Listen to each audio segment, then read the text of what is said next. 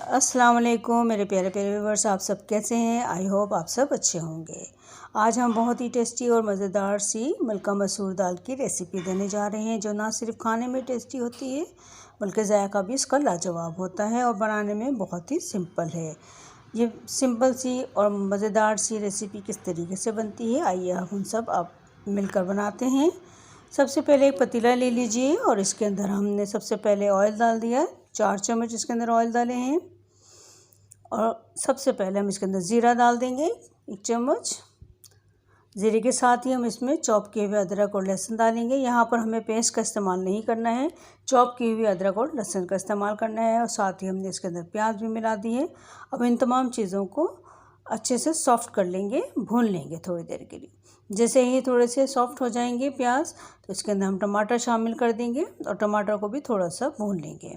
इसके बाद इसमें हम टमाटर को गलाने के लिए मसाले डालेंगे, जैसे कि नमक है, लाल मिर्च का पाउडर है और हल्दी का पाउडर है, और उसको शामिल करके थोड़ा सा भून लेंगे मसाले को।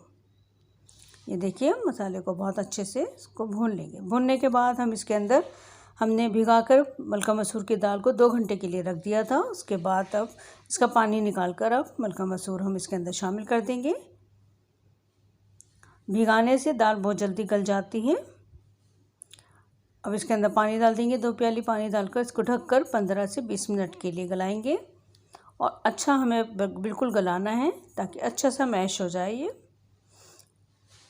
और इसको दरमियान में आप देखते रहिए कहीं लग ना जाए। और ये देखिए अभी कुक हो रही है, अभी टाइम लगेगा। और ये देखिए हमारी मज़ेदार सी मलका मसूर की दाल अब रेडी हो चुकी है ऑलमोस्ट। और ये देखिए कितनी अच्छी लग रही है। और इसको चम्मच की मदद से दबाते हुए थोड़ा सा मैश कर लीजिए, घोट लीजिए हल्का सा।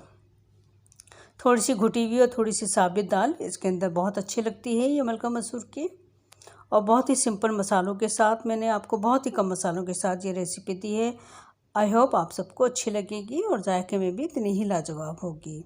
अगर आपको ये मेरी रेसिपी पसंद आती है तो प्लीज़ लाइक और शेयर कीजिएगा, कमेंट्स कीजिएगा। अगर आप मेरे चैनल पर नए हैं तो ज़रूर चैनल को फॉलो और सब्सक्राइब कर लीजिएगा।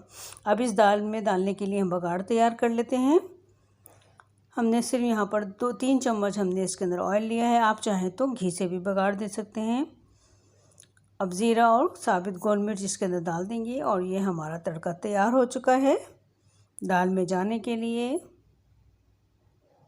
और ये हमारा तड़का इसमें शामिल हो गया। और ये देखिए जैसे ही इसके अंदर तड़का गया कितनी अच्छी सी दाल की एक लुक आ गई है माशाल्लाह से। आप इसको राइस के साथ भी खा सकते हैं और चाहें तो आप इसको चपाती के साथ भी इस्तेमाल कर सकते हैं। मैं यहाँ पर इसको राइस के साथ इसको सर्व कर रही हूँ। आई होप आपको ये रेसिपी पसंद होगी। आप इसको अपने घर में ज़रूर ट्राई कीजिएगा और मुझे बताइएगा कि कैसे बनी। जहाँ रहिए खुश रहिए, आबाद रहिए। अल्लाह हाफिज़।